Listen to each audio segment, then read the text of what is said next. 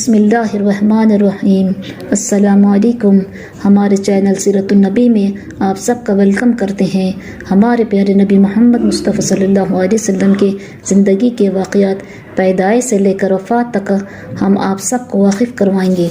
हमारे प्यारे नबी मोहम्मद मुस्तफ़ा सल्लल्लाहु अलैहि वसल्लम के सीरतुन्नबी का घरों में पढ़ना और सुनना हमारे घरों में बरकतें राहतें आएंगी। इंशाअल्लाह हमारे घरों से परेशानियाँ और मुसीबतें दूर होगी। आप सबसे गुजारिश है कि हमारे चैनल सीरतुन्नबी को सपोर्ट कीजिए और ज़्यादा से ज़्यादा इस वीडियो को उम्मत मुस्लिमा तक पहुँचाइए। बिस्मिल्लाहिर्रहमानिर्रहीम। अस्सलामुअलैकुम।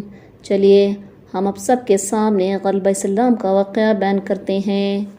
ग़ज़वे बदर में जो मुश्रिक गिरफ़्तार हुए इनमें अबुल आस भी थे।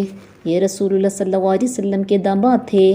आपने इनसे अपनी साहिबजादी हज़रत ज़ैनब रज़ियल्लाहु ताला अन्हा का निकाह कर दिया था।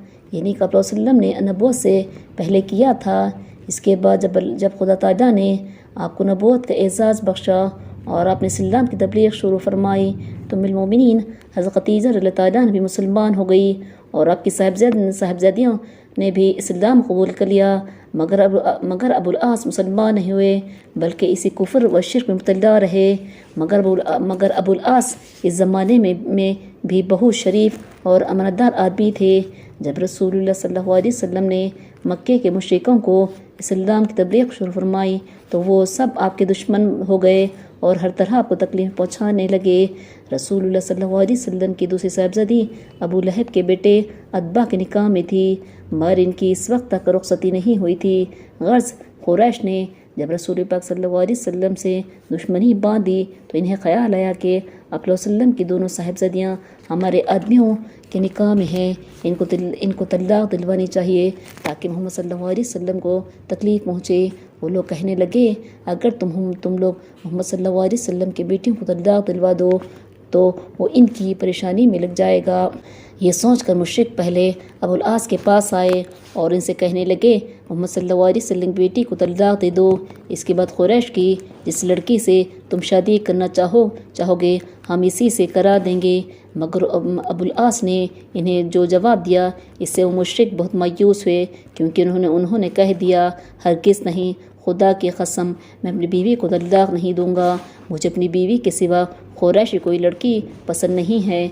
इसके बाद जब कुरैश अतबा के पास गए तो वहाँ वो अपने चाल में कामयाब हो गए क्योंकि अतबा ने फ़ौरन हुज़ूर सल्लल्लाहु अलैहि वसल्लम की साहिबजादी को तलाक देकर अपनी पसंद से एक और कुरैश लड़की से ब्याह कर लिया। इसी वास्ते रसूल खुदा सल्लल्लाहु अलैहि वसल्लम ने अबुल आस की तारीफ़ फरमाया करते थे। अतबा से मुश्रिकों ने तो इसलिए हुज़ूर सल्लल्लाहु अलैहि वसल्लम की साहिबजादी को तलाक दिलवाई थी कि इससे आप वसल्लम को तकलीफ़ पहुँचेगी, मगर इसमें अल्लाह ताला की मसलहत ये थी कि इस तरह वो एक मुश्रिक के निकाह में रहने से महफूज हो गई। अगरचे इस्लाम ने हज़रत ज़ैनब रज़ियल्लाहु ताला अन्हा और अबुल आस के रास्ते में भी अलग अलग कर दिए थे, मगर इस वक्त ये रसूल खुदा सल्लल्लाहु अलैहि वसल्लम के बस में नहीं था कि आप हज़रत ज़ैनब रज़ियल्लाहु ताला अन्हा को तलाक दिलवा देते। इसलिए मुसलमान होकर भी वो इनके पास रहें और उनके शोहर काफिर रहें। इसके बाद रसूलुल्लाह सल्लल्लाहु अलैहि वसल्लम हिजरत फरमा कर मदीना तशरीफ़ ले आए और हज़रत ज़ैनब रज़ियल्लाहु ताला अन्हा मक्के ही में अपने शोहर के पास रह गई। जब कुरैश जंग बदर के लिए चले तो इनके साथ अबुल आस भी मुसलमानों से लड़ने आए। जंग में मुश्रिकों को खुदा ने शिकस्त दी, बहुत से कत्ल हो गए और बहुत से मुसलमानों के हाथों गिरफ्तार हो गए। इन्हीं में अबुल आस भी थे। लड़ाई के बाद दूसरे कैदियों के साथ अबुल आस को भी मदीने से ले आया गया। यहाँ सहाबा के मशवरे से ये तय हुआ कि कैदियों का कत्ल करने के बजाय इनसे फिद्या यानी जान की कीमत लेकर इन्हें छोड़ दिया जाए। कुरैशियों ने अपने कैदियों के लिए फिद्या भेजा। इन्हीं में हुज़ूर सल्लल्लाहु अलैहि वसल्लम की साहिबजादी हज़रत ज़ैनब रज़ियल्लाहु ताला अन्हा ने अपने शोहर अबुल आस का फिद्या भेजा। इस फिद्ये में उन्होंने हज़रत खदीजा रज़ियल्लाहु ताला अन्हा का एक हार भी भेजा। ये हार हज़रत खदीजा रज़ियल्लाहु ताला अन्हा का था, उन्होंने शादी के वक्त अपनी बेटी को दिया था। ये हार रसूलुल्लाह सल्लल्लाहु अलैहि वसल्लम के सामने पेश हुआ। उससे आप वसल्लम की साहिबजादी ने अपने शोहर के फिद्ये में भेजा। آپ نے جب یہ ہار دیکھا تو آپ کو حضرت خدیجہ رضی اللہ تعالیٰ عنہ یاد آ گئی اور آپ کی آنکھوں میں آنسو آ گئے۔ آپ صلی اللہ علیہ وسلم پر بہت زیادہ اثر تھا، اس لیے آپ نے صحابہ سے فرمایا اگر تمہاری رائے ہو تو اس کی یعنی زینب کی قیدی کو چھوڑ دو اور اس کا یہ ہار بھی واپس کر دو۔ سب نے عرض کیا ضرور یا رسول اللہ صلی اللہ علیہ وسلم۔ مسلمانوں نے فوراً ابو العاص کو چھوڑ دیا، مگر ساتھ ہی رسول خدا صلی اللہ علیہ وسلم نے ان سے یہ وعدہ بھی لیا کہ وہ مکے پہنچ کر حضرت زینب رضی اللہ تعالیٰ عنہ کو مدینے واپس بھیج دیں گے، کیونکہ اب اسلام کی وجہ سے وہ دونوں ایک ساتھ نہیں رہ سکتے۔ ابو العاص نے مکے جا کر حضرت زینب رضی اللہ تعالیٰ عنہ کو بتایا کہ انہیں رسول صلی اللہ علیہ وسلم بلا رہے ہیں۔ ادھر رسول اللہ صلی اللہ علیہ وسلم نے حضرت زید ابن حارث اور ایک انصاری کو ہدایت کی کہ مکے اور مدینے کے درمیان ایک جگہ حضرت زینب رضی اللہ تعالیٰ عنہ انتظار کرے۔ جب ابو العاص نے انہیں وہاں پہنچا دے تو یہ دونوں ان کو مدینے لے آئے۔ حضرت زینب رضی اللہ تعالیٰ عنہ کو اس خبر ہوئی تو انہوں نے سفر کی تیاری شروع کر دی۔ ایک دن حضرت زینب رضی اللہ تعالیٰ عنہ اپنی تیاری میں لگی ہوئی تھی، ان کے پاس ایک مشرک عورت ہندا بنت ادبا آئی۔ اس نے آ کر کہا محمد صلی اللہ علیہ وسلم کی بیٹی، میں نے سنا ہے کہ تم اپنے پاس کے پاس جانے کا ارادہ کر رہی ہو۔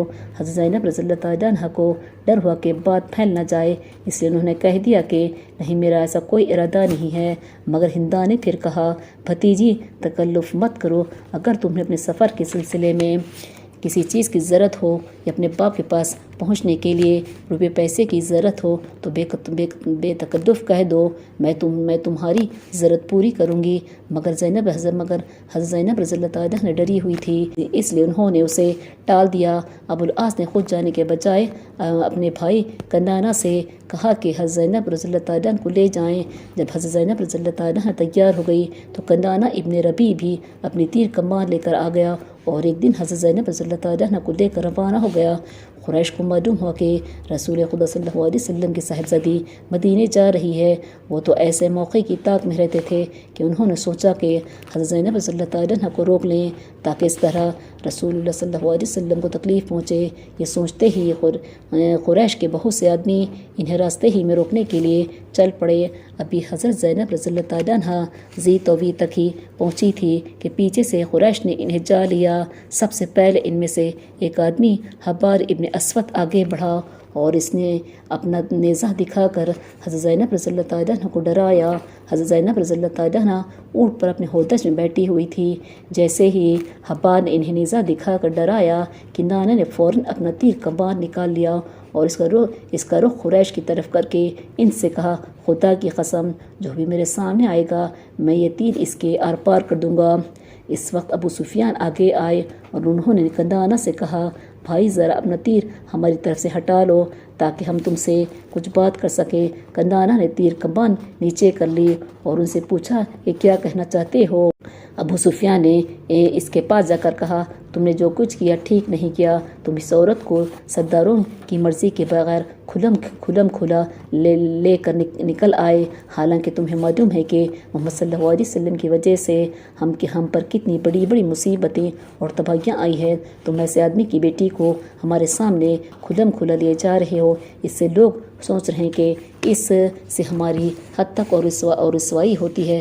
ویسے خدا کی قسم ہم یہ نہیں چاہتے کہ اس کو اس کے باپ سے جدا کر کے یہاں روکیں رکھیں، نہ ہمیں اس کی ضرورت ہے، بلکہ ہم تو صرف اتنا چاہتے ہیں کہ اس وقت تم اس کو واپس لے چلو اور جب لوگ اس بات کو بھول جائیں اور وہ یہ سمجھنے لگیں کہ ہم اس کو واپس لے آئے ہیں، تب تم چپکے سے اسے لے کر نکل جانا اور اس کے باپ کے پاس پہنچا دینا۔ کنانہ کی یہ بات سمجھ میں آ گئی، وہ حضرت زینب رضی اللہ تعالیٰ عنہ کو لے کر واپس مکے آ گئے۔ کچھ دن کے بعد جب لوگوں کے ذہنی در سے ہٹ گئے تو وہ انہیں رات کے وقت لے کر نکل گئے۔